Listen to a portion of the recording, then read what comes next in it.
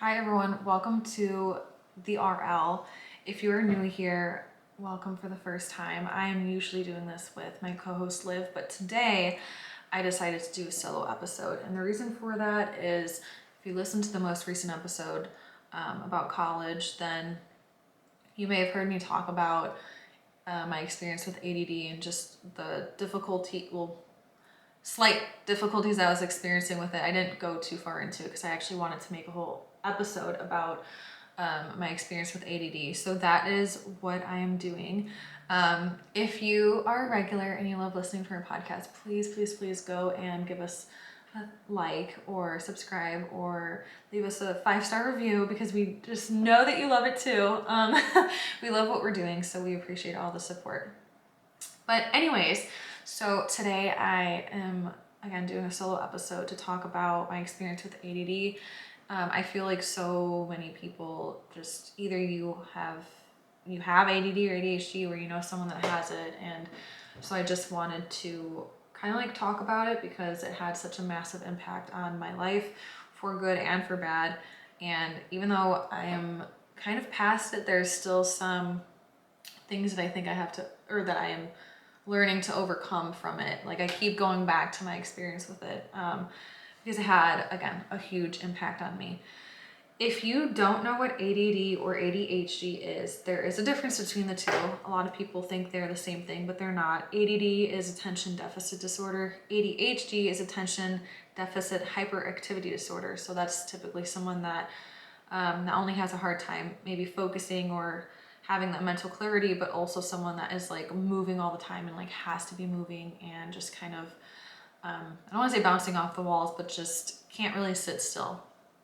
So I did not have ADHD, but I had ADD. So I am basically going to go back to a good old elementary school. Elementary school life is good. Like I feel like you're making friends, like you got recess like 2 or 3 times a day, like things are fun. You're kind of just new to this whole school thing. And it's usually a pretty great time. But that early on, I actually remember being in class and just not having a real sense or grasp on what was going on ever, including like what assignments we had going on. And so like we would be in class and you know, the teacher would give directions and she'd be like, okay, like go on, like you have 20 minutes to complete this, or okay, you guys can discuss in your groups now. And I just was always that kid that had to like tap on the person's shoulder next to me and be like, what did she say we're doing? Or like, wait, what are we doing? And I feel bad for the kids that were like sitting next to me because I probably did it like multiple times a day, every day. Everyone's probably like, oh, why don't you know? Like, hello, but just pay attention. And it's like, okay, well, sorry, I wasn't paying attention, my bad. So that, it's just so funny, like how I remember certain things being so specific, like specific memories that already started so early on. So those were the first little glimpses. I think I wasn't scoring too hot on like standardized testing and stuff, which may have raised like a few little like, like maybe we should just like help her a little bit more. Let's get her a little bit more one-on-one tutoring during certain assignments in class. But that was really it. And I just remember being like, oh, like, why am I getting pulled aside to have one-on-one with, you know, this help teacher? Like I don't need that, but I did really badly actually. So anyway, so now we're going to middle school. Middle school, you're getting a little bit older, you know, like girls are starting to go through puberty, like people are starting to get a little more frisky and mean and a little more, I don't know, emotions are kind of rolling because you're kind of like growing up a little bit in middle school. And so I was still going through the same thing, except I was totally forgetting to do assignments and projects or reading that dumb chapter for language arts and reading class. And heaven forbid, the teacher knew that I was definitely always that student that forgot everything, most things, like 90% of things. And so we would be in class and she'd be like, okay, like, so we were all supposed to read this chapter and we were all supposed to do this assignment. So I'm gonna go around the room and call on people to share what they wrote or whatever the heck. And I just remember at that moment being like, I totally didn't do that. Not only did I not do it because I forgot, I actually just straight up didn't know we had to do that. Which goes to tell you how out of it I kind of was during class. So the teacher kind of caught on, and I remember being like called out, or like she would choose me in class. And it was just like so obvious. Like she would say, okay, like I'm gonna call on people. And I just remember kind of like wanting to like duck down, just like hide in a hole and like just literally never come out, because I just knew what was about to happen. And I would kind of like, you know, change my focus from the teacher to anything else, or like just be like, oh, maybe someone else, or like maybe I'll just go to the bathroom right now. And she'd be like, okay, Rachel, like you start. And I'd be like, fuck, like seriously. And so it was like, do I BS this? Like, do I completely make this up? Or am I just gonna have to take the wrath of, again, forgetting an assignment and again being humiliated in front of the entire class? Not that anyone probably cared, but like the teacher apparently cared. Looking back now, I'm like, you know what? I think that teacher maybe was not super happy in her life, because she was just kind of grumpy, and I was not the only person that had an issue with her. And if you're picking on a kid over something this goofy, then I don't know, maybe you need more going on in your life, or less, who knows. So that was beautiful middle school. It was still kind of chill, but I think it was like slowly starting to kind of pop into my mind of like, okay, like why is this so difficult for me, but seemingly so easy and straightforward for other people? And I remember always trying to be like, oh my God, this was so hard. Like, what did you think of this? And everyone would be like, oh, it's fine. Like, oh, it's so easy or whatever. And I'd be like, yeah, of course it was. Like, of course it was. Why wouldn't it be easy? But I was actually starting to struggle a lot inside. And then our middle school was only 2 years. So after that, then we're in the high school for 4 years, of course. And high school just ended up reinforcing the problems I was having in middle school. I think like looking back now, I'm just really curious as to why no one had like a suspicion that something was going on. And I guess it's very common for girls to be overlooked if they have issues like ADD or ADHD, as opposed to boys. And I think that's just like a stigma that's just like, oh, she's just dumb. Like she just doesn't get it, and she's just not smart. And so it's just left. Whereas I think with boys, it's definitely more so, and I think there's like studies on this, I should have pulled this up, but with boys, it's more so like, oh, he's got a problem. Like he might have ADD or ADHD. Like have you talked to your doctor about Ritalin or Adderall? And that was just like never something that ever came up for me. But in high school, that's definitely when like a lot of people are starting to take those kinds of medicine to help them out. And so I think also seeing people just kind of like pay their friends for it, or just like joke around like, oh, I'm gonna take some Adderall, like, oh, I have my friends, blah, blah, blah. I was kind of like freaked out by it, because I didn't understand that it was actually really used for individuals who had serious problems and that actually needed help. And so I never really took it seriously. I was more like freaked out by people like abusing a prescription. Addiction has always been something that I'm like super sensitive about, no matter what it is. So I kind of just like didn't really think much about it, other than like, oh God, that sucks if you have to take that, or like, why would you have to take that, you know? But yeah, high school was difficult. I remember spending hours and hours and hours like going before school to get extra help at like the math lab, and not the meth lab, the math lab, to get like extra help with my homework. And I would go there during my hour break in the middle of the day. Like there was no downtime. I felt like it was just all dedicated to like, okay, I can't pass this class. Like I need help. And then after school, I would still have a tutor that I'd go to. And even with that, I still just never felt like I was totally grasping what was going on in my classes. And so I literally repeated some courses like over and over again, because I just like wasn't passing. Like I just wasn't getting it. And by that time, you know, high school is just so, you're so malleable. Like people leave such an impression and what people say to you take like to heart, and you take so seriously. And so by that time, I think my self-esteem was starting to kind of like take a hit, even though I didn't know totally that it was. But when you are, you know, in a society at that time where they define success, or the only way you know success is by the grades you're getting and the scores you're testing on your exams, then it's really difficult to not feel like there's something wrong with you when all you're doing is continuously trying and like giving your all, and your all is literally still not good enough. There's always that phrase of like, well, what if you did do this and you end up flying? Like, what if you just end up doing so good? And I remember giving it my all and doing so poorly. And so then I just started really, I think, questioning like my abilities and like my worth. And in the eyes of the school and society, I was pretty much worthless. I couldn't test. I couldn't prove that I understood assignments. I couldn't repeat back what assignments were. It was extremely difficult for me. And it just started taking like such a toll. It's really sad that there isn't like a single teacher or anyone that like pulled me aside and was like, hey, what's going on? Or just kind of like pursued trying to help.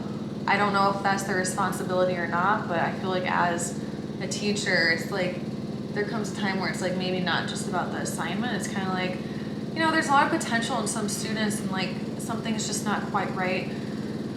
But again, I was overlooked because I was such a compliant student. I would show up to class, like I was polite, I was kind. There was no reason for them to think anything other than I was just dumb, because nothing else checked out. I wasn't like some little rebel of a child that was just going off and, you know, disobeying and doing whatever the heck she wanted. I was someone that was there and trying so hard and just wasn't getting it. So I think that feeling of them is something that I just subconsciously picked up on, and also just started telling myself that like, yeah, like I'm not good enough. Like I'm not smart, I'm dumb. And so I think I started to kind of like embrace or use as a joke of like, yeah, I'm just like a dumb blonde, like, haha, maybe I have ADD or ADHD, but it's not like anyone ever took that seriously enough to be like, no, actually maybe you do, like maybe we should go get you checked out. What's really sad is I remember the cheerleading team one year, as like a mock award, they came up to me and they gave me a huge box of Airheads because they said I was an Airhead. And already going through the difficulty of knowing that I couldn't perform no matter what I tried, no matter what I did, it was just like salt on the wounds. And it just, again, like reemphasized. So it's like, so not only is it something that I'm feeling, not only am I the one that's feeling less than or unworthy or not good enough, but this entire cheerleading team has just told me to my face that that's how they view me as well. So it was a huge blow. Like I just like feel sad for my younger self in that sense of just like nobody thought to just like ask or thought to like push it, you know, and just be like, hey, let's check you out. It was just like, no, she's dumb, she's an airhead, haha, that's funny, sucks to be you. So anyways, so high school is also when you start doing a bunch of testing for like ACT and all that crap to get into colleges. And so my ACT scores were, I think they were like an 18, 17, 18. I could never pass 20. Like as, you know, as an average score, I was never able to get past 20. And so I didn't even apply to colleges. My GPA was a 2.75. My ACT score was trash compared to like everyone else. I was like, oh my God, that was so easy. I didn't study and I got like a 35 and all this. And I'm like, what? I'm studying my ass off. I'm taking all these prep courses. I'm getting a fucking 18. Like, what the hell? And so that's why that gap year was so crucial for me. I think just completely check out and do something different. And very fortunate that I had that full year to go and do stuff and just kind of like be on my own in a sense. Like everything was my decision.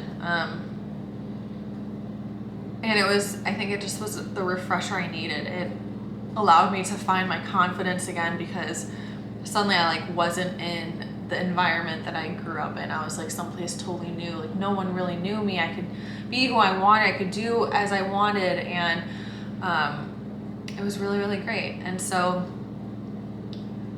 it was when I came back to college, to go into community college, that the first year went really well, and then by the second year, I like could not pass this accounting course for the life of me, and that was what I needed to get my marketing degree, was these accounting courses. Like there's no way to bypass it. And I was so frustrated because it just reminded me of everything that I had just gone through the past however many years of my life, like elementary, middle, high school, all the difficulties, all the difficulty I had with trying to focus, not being able to focus, trying to remember and retain information, not being able to.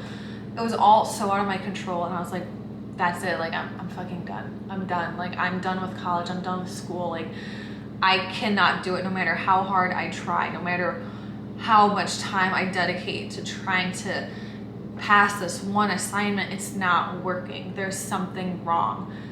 And because I was just like at my wit's end and just ready to completely drop out, I think I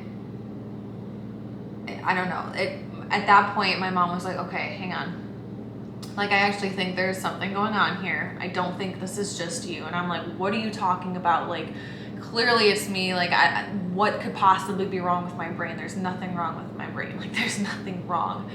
And also at this time, I actually did not believe in ADD or ADHD. I thought it was just an excuse to go and get prescription pills because I had just only seen it being abused. Like, I didn't think that surely this is like a legit problem. Like, oh, you can't focus. Meanwhile, exhibit A, hello, I literally could not focus for the life of me if my life depended on it.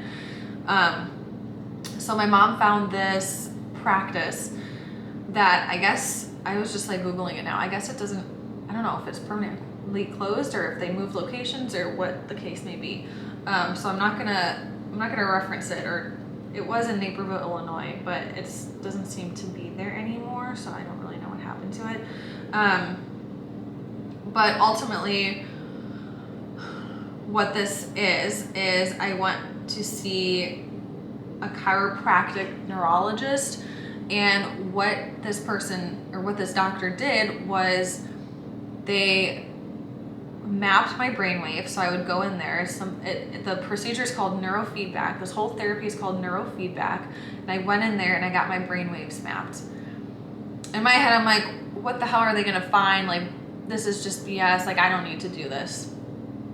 Well, after I did the testing was they put like a cap on my head with gel, and they had like electrode sensors attached to all the different parts of my head, and then I had these glasses that were monitoring my eye movement, and then I was watching a movie, and so they were going to test me on being able to watch a movie, and I was like, is this a joke? Like, how the hell are they going to find anything? And I remember I had to keep my eyes open for a movie, and then I also had to close my eyes for part of the testing as well. And so it was like almost a week later, we got my results back. I remember this so vividly. It was my mom, my dad, myself, and we were all in this room. The doctor came in, and he was like, Rachel, he's like, how are you? And I'm like, I don't know. How am I supposed to be feeling right now? What did you find? Like, clearly there's something going on here. And he pulled up the brain maps, and he was like, okay, you actually have a severe case of ADD. And the mapping was like, you know, mild or medium, mild, you know, it just went on a different range of like how severe your ADD or how severe your issue was. And mine was like severe. It was like red alarms going off, like you have something going on. And I just remember that moment just like being like, oh my God. I mean, I think all of us just started crying, because you have to think, like, this was years and years of just such a huge struggle. My parents being like, you just need to study harder. Like, why can't you just sit down and focus? Like, it's not that complicated. Like, how do you not understand this? To it finally being like, holy shit, there is actually something going on. And so what they discovered is that the brain waves that were firing while I was awake were actually the ones that make you dream at night. So I mentioned that in the last podcast too. So like, think about that. When I was in class trying to focus, middle of the day, listening to the professor talk, no wonder I literally could only daydream. No matter how hard I tried to focus, all I was able to do was just daydream. I wasn't able to put my attention on what was being talked about. I wasn't able to retain anything. It was a complete mind fuckery after learning about what they actually found when they tested me. So that was a pivoting moment in my life, and it was emotional for all of us. And I think sometimes when you go through something, knowing that it's not just in your head and like actually having something to prove and hold and show for what's been going on is so relieving. It's such a relief. It's just like, oh my God, like I'm not dumb. Like this isn't a me problem. Like there's something going on and we can actually fix it. And so I get neurofeedback isn't something that people are mostly familiar with. So I actually got the definition up. It's a little nerdy and science-based, but I wanted to read it because it was absolutely life-changing. And then I'm gonna go into kind of like what they did and how it can help people. But neurofeedback is a form of biofeedback that uses electric potentials in the brain to reinforce desired brain states through operant conditioning. This process is non-invasive neurotherapy and typically collects brain activity data using electroencephalography. That's a very long word. I'm not even going to try to repeat that, but you could just literally Google and that's what'll come up.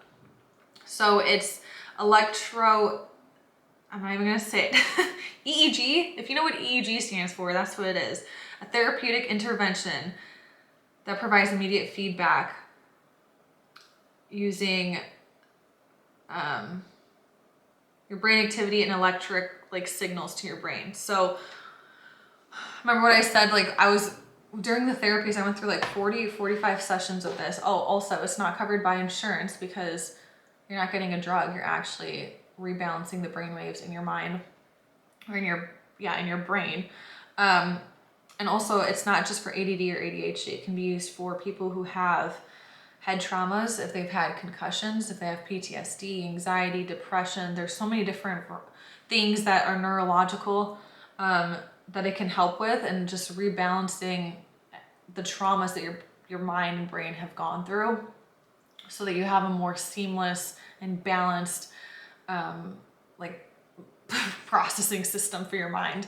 So it was intense. And as I said, like I would be connected up with like these electronic sensors on certain parts of my brain that they wanted to work for that session. And I would watch a movie, and what it did is every time the movie would dim, like I would be watching it, the volume would be on, the screen would be playing, the lights were fine on the screen, and every time the screen would dim, it was basically when my brain was like not in focus. And so when it would re-illuminate to its regular lighting, then it was teaching my brain that like this is the proper way to focus, like this is the reward.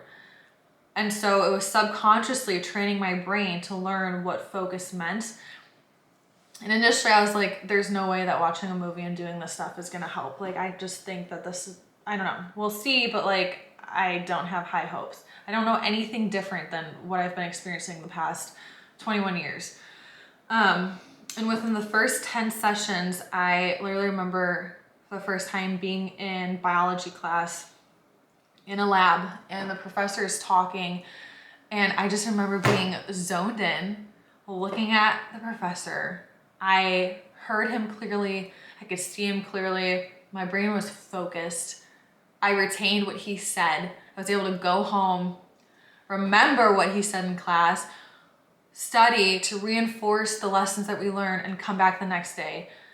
And I just remember being like, holy shit, you cannot tell me that this is what I've been up against. These types of brains are who I've been testing against, who I've been like up against for however many years. I was like, there's no way, seriously? Like, I was like, I didn't even know that existed. I didn't even know it was like a thing.